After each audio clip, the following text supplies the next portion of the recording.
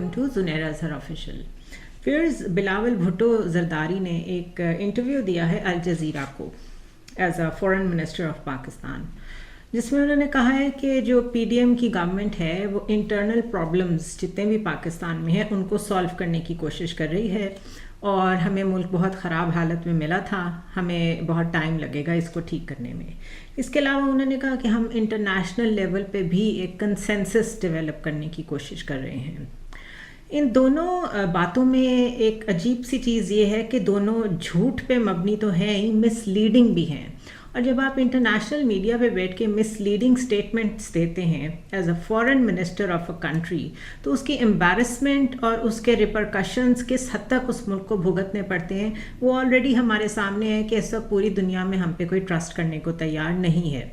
हमारे finance minister हैं तो उन्हें नहीं पता कि क्रेडिट रेटिंग जिन एजेंसीज से आपने लेनी होती है या क्रेडिट एजेंसीज जिनको कहते हैं, और इसके अलावा लेंडर्स जिन पे हम डिपेंडेंट हैं जैसे IMF है और वर्ल्ड बैंक है, इनसे किस लहजे में बात करनी है। तो ना तो ये लोग इंटरनल प्रॉब्लम्स को ख़त्म करने के लिहाज से किसी भी तरह हमें केपेबल नज़र आ रहे हैं, और इंटरनेशनल लेवल पे ये क्या कंसेंसस डेवलप कर रहे हैं ये भी मुझे अभी तक समझ नहीं आई। पै दर पै इंटरव्यूज़ ज़रूर वक्तन फ़वक्तन अरेंज हो जाते हैं बिलावल भुट्टो जरदारी के, लेकिन हम सबको पता है वो कैसे होते हैं, वो किस तरह अरेंज कराए जाते हैं, इनका प्रोफाइल बिल्ड किया जा रहा है। मुस्तकबिल में इनको एक मोहरा बनाने के लिए पीपल्स पार्टी का प्राइम मिनिस्टर भी लोग कहते हैं कि जो इस्टेब्लिशमेंट की next choice of prime minister है वो बिलावल भुट्टो हैं। तो एक तो आप उनकी एक इंटरव्यू में देख लें और एक लाइन में देख लें कि कितनी मुतज़ाद बातें हैं। उसके अलावा उन्होंने कहा कि it is very important to have continuity in the system democracy के लिए, unless there is an emergency which is not there. यानी कि जमहूरियत को एक तसलसल देना बहुत ज़रूरी है, इसलिए अर्ली इलेक्शंस का कोई सवाल ही पैदा नहीं होता। अगर कोई इमरजेंसी होती मुल्क में तो फिर और बात थी। यानी कि अगर इस वक्त आपको IMF पैसे नहीं दे रहे और आपको इस वक्त पूरी दुनिया में जो आपके दोस्त माने जाते थे, China, Saudi Arabia, UAE, Turkey, वो आपको इन्वेस्टर्स और इन्वेस्टमेंट भी देने को तैयार नहीं है, आप पे ट्रस्ट करने को भी तैयार नहीं है, आपको गैस कोई नहीं दे रहा, पैसों के बदले भी गैस कोई नहीं दे रहा। किसी वक्त में हम डिलेड पेमेंट्स पे भी ले लिया करते थे। और फ्लड इफ़ेक्टेड जो इस वक्त लोग हैं उनकी क्या सूरत हाल है, हमारी फूड सिक्योरिटी का क्या हाल है, वाटर सिक्योरिटी का क्या हाल है, लोड शेडिंग गर्मियों में और सर्दियों में गैस और बिजली की अगर देखें तो हम पावर क्राइसिस में कहाँ खड़े हैं, एनर्जी क्राइसिस में कहाँ खड़े हैं। ये सब कुछ बिलावल जरदारी को इमरजेंसी नहीं लगती, और इंटरनेशनली वो ये कह रहे हैं कि अगर ऐसी कोई इमरजेंसी होती तो हम ज़रूर अर्ली इलेक्शंस करा लेते। तो ये एक और उन्होंने एक इस तरह की बात की है जिससे इंटरनेशनली लोग बहुत सेंसिटिवली आपके एक एक वर्ड को गेज करते हैं, आपका एक एक लफ्ज़ मैटर करता है। इसलिए बड़े से बड़े मुल्क का सदर भी जब बोल रहा होता है तो उसके पास की नोट्स नहीं होते, प्रॉपर वर्ड्स लिखे हुए होते हैं जिनको वो फॉलो करता है, सो दैट जो मैसेज कन्वे करना चाह रहा है वो दुनिया को अपने मुल्क के बिहाफ पे वो कहीं से भी कन्फ्यूजन का शिकार ना हो। तो ये अल्फाज किसने लिख के दिए बिलावल भुट्टो को, या उन्होंने अपने पास से बोले या उनको किसी ने बताया और उन्हें समझ नहीं आया, जो कुछ भी हुआ है नुकसान सरासर पाकिस्तान का है। अब मैं इसको रिलेट करूंगी अफ़गानिस्तान की सिचुएशन से, क्योंकि रिसेंटली हमारे जो वहाँ एम्बेसडर हैं उनके ऊपर अटैक हुआ, वो आज वैसे बाय द वे पाकिस्तान वापस पहुँच गए हैं, और मुझे उस सिक्योरिटी गार्ड को देख के बहुत दुख हुआ जिसने गोलियाँ अपने सीने पे खाई हैं। बिकॉज इसी तरह हमारे जवान अपनी तरफ से अपनी ड्यूटी अपनी जान पे खेल के सरंजाम देते हैं, लेकिन जो पॉलिसी मेकर्स हैं उनको इससे कोई फ़र्क नहीं पड़ता कि आखिर उनकी इतने सालों की पॉलिसीज़ फेल क्यों हो रही हैं और उनको कामयाबी क्यों नहीं मिल रही। अफ़गानिस्तान के बारे में बिलावल जरदारी का कहना था कि हम जो TTP का इशू है वो हम अफ़गान तालिबान या अफ़गान गवर्नमेंट जो इस वक्त है उनके साथ मिल के इसको हल करेंगे। इसका सिंपल मतलब ये है कि पाकिस्तान की जो भी पॉलिसी है ऑन अफ़गानिस्तान और पाकिस्तान की जो भी पॉलिसी है टुवर्ड्स तालिबान वो चेंज नहीं हुई। اور وہ 90s سے ایک ہی چلی آ رہی ہے جس کو دنیا اس طریقے سے انٹرپریٹ کرتی ہے کہ you are very cosy with Taliban, آپ لوگ بڑے قریب ہیں آپس میں. انہی کی وجہ سے ہمیں یہ بھی کہا گیا کہ آپ ڈبل گیم کھیلتے رہے ہیں، اور انہی کی وجہ سے جب طالبان کی حکومت قائم ہوئی تو پارشلی دنیا میں یہ میسج گیا کہ ریجنلی پاکستان نے طالبان کو آخر کار حکومت دلوا دی. ابھی میں نے آپ سے کہا کہ دنیا آپ کے ایک ایک لفظ کو بہت سیریسلی لیتی ہے، تو میں آپ کو ایک رپورٹ کا بتاتی ہوں جو کہ امریکن کانگریس میں پیش کی گئی ہے، اور اس میں اس ساری سچویشن کو کیسے انالائز کیا گیا ہے. اور اگر وہ ساری سچویشن ٹھیک ہے، جو کہ ڈیفینیٹلی ٹھیک ہے، کیونکہ انٹیلیجنس رپورٹس اور جو ریسرچ ورک ہوتا ہے اس میں America is one of the best.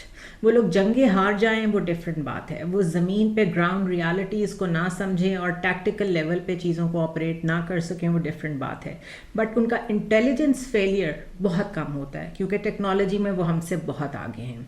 تو ایک تو رائٹرز نے ہی رپورٹ کیا ہے کہ جو IS خراسان ہے، اسلامک اسٹیٹ خراسان، اس نے پاکستان ہیڈ آف مشن پہ حملے کی ذمہ داری قبول کی ہے.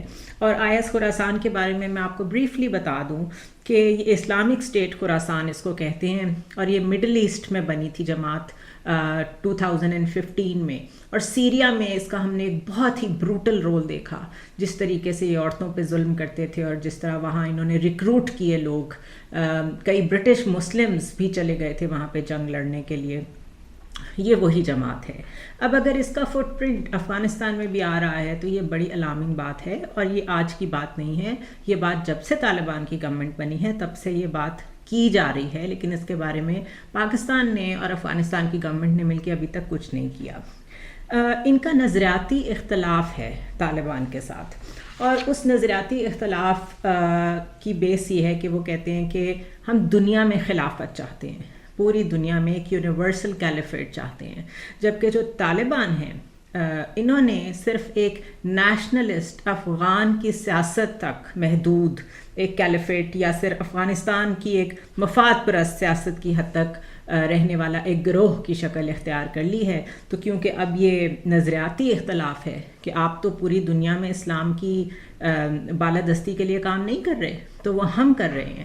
اس لیے ہوا یہ کہ جب طالبان گورنمنٹ میں آ گئے اور پولیٹیکل اینٹیٹی بن گئے تو اس کے بعد بہت سارے وہ جنگجو اور جہادی جو پہلے آن گراؤنڈ لڑ رہے تھے نیٹو فورسز سے افغانستان میں، اور جن کو ظاہر ہے حصہ نہیں ملا، جو طالبان کی فرسٹ ایئر کی لیڈرشپ تھی اس نے تو حکومت قائم کر لی، لیکن جو نیچے جنگجو تھے ان کو جب کرنے کو کچھ نہیں ملا تو انہیں ایک اور کاز چاہیے تھی.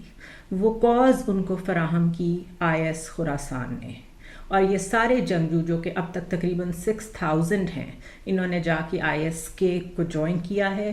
اور 2022 میں جتنے بھی بہت بڑے بڑے واقعات ٹیرر اٹیکس ایسے ہوئے ہیں افغانستان میں جو بہت مینشنیبل ہیں، وہ سب IS خراسان نے ہی اس کے ذمہ داری قبول کی ہے. اس کے علاوہ اگر صرف ایک انٹرنیشنل آؤٹ لک کی بات کر لیں کہ دنیا میں اس وقت کیا ڈسکس ہو رہا ہے پاکستان اور افغانستان کے بارے میں اور اس ریجن کے بارے میں، تو اس میں ایک تو TTP کو یاد رکھیں کہ جو کہ بینڈ آؤٹ فٹس ہیں گلوبلی جن کو ٹارگٹ کیا جا رہا ہے US کی طرف سے، ان آؤٹ فٹس میں TTP کا نام بھی آتا ہے.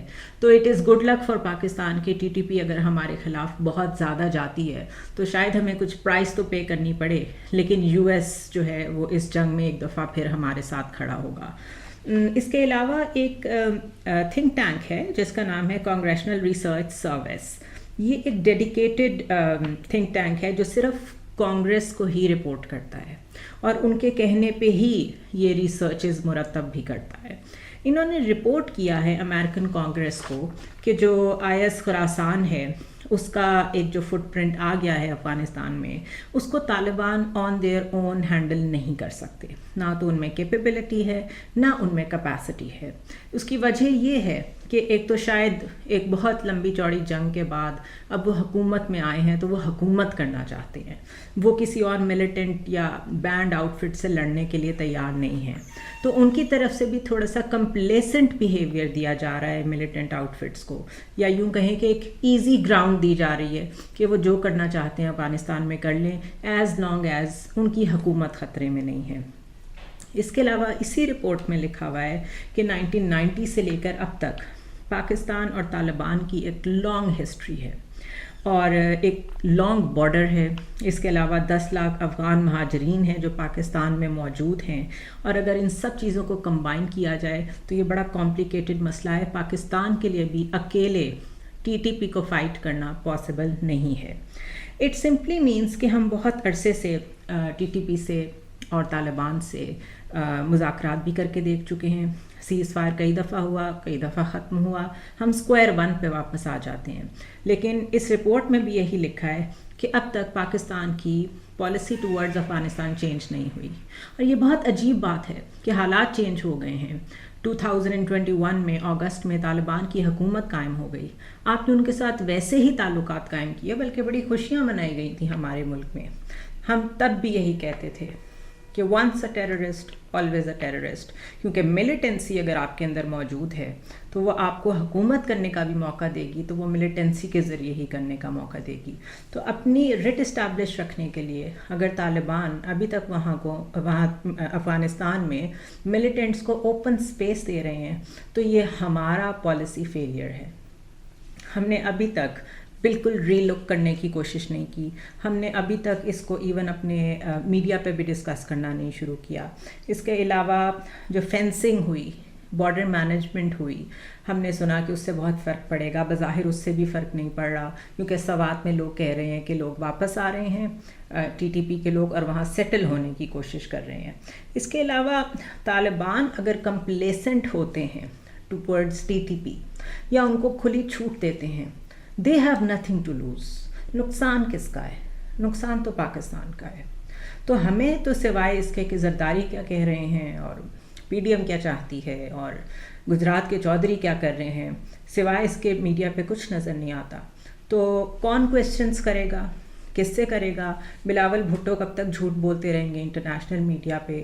اور ٹیررزم کی ایک اور ویو خدا نخواستہ اگر فل بلون طریقے سے واپس آ رہی ہے تو ہماری سیکیورٹی ایجنسیز نے اور گورنمنٹ نے اس کے حوالے سے اب تک کیا کیا ہے کوئی نہیں جانتا. See you in the next video.